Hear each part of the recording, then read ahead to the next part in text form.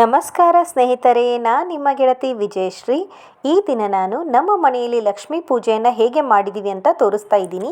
ನಾನು ಒಂದು ಟೇಬಲ್ ಮೇಲೆ ಟೇಬಲ್ ಕ್ಲಾತ್ ಹಾಕಿಬಿಟ್ಟು ಒಂದು ಸ್ಟ್ಯಾಂಡ್ ಇಟ್ಟು ಅದರ ಮೇಲೆ ಹಿತ್ತಾಳೆ 2 ಬಿಂದಿಗೆಯನ್ನು ಇಟ್ಬಿಟ್ಟು ಅದರ ಮೇಲೆ ಲಕ್ಷ್ಮಿಯನ್ನು ಸೀರೆ ಉಡಿಸ್ಬಿಟ್ಟು ಕೂಡಿಸಿ ನಾನು ಈ ಥರ ಅಲಂಕಾರ ಮಾಡಿದ್ದೀನಿ. 2 ಬದಿಯಲ್ಲಿ ನಾನು ಕೈಗಳ ಪಕ್ಕ ಕಮಲದ ಹೂವನ್ನು ಹಾಕಿದ್ದೀನಿ. ಅಲ್ಲದೆ ಲಕ್ಷ್ಮೀ ದೇವರಿಗೆ ನಾನು ಹೂಗಳಿಂದ ಅಲ್ಲದೆ ಜವೆಲರೀಸ್ಗಳಿಂದ ನಾನು ಅಲಂಕಾರ ಮಾಡಿದ್ದೇನೆ.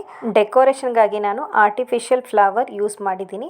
ಅಲ್ಲದೆ ನಾನು ಕೆಲವೊಂದು ಆರ್ಟಿಫಿಷಿಯಲ್ ಜ್ಯುವೆಲರೀಸ್ ಕೂಡ ನಾನು ಇಲ್ಲಿ ಹಾಕಿದ್ದೀನಿ.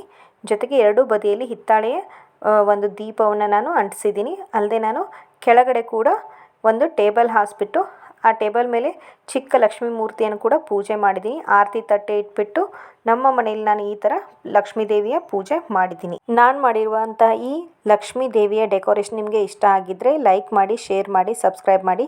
ಥ್ಯಾಂಕ್ ಯು, ಧನ್ಯವಾದಗಳು. ಹಾಗೆಯೇ ಎಲ್ಲರಿಗೂ ವರಮಹಾಲಕ್ಷ್ಮಿ ಹಬ್ಬದ ಶುಭಾಶಯ.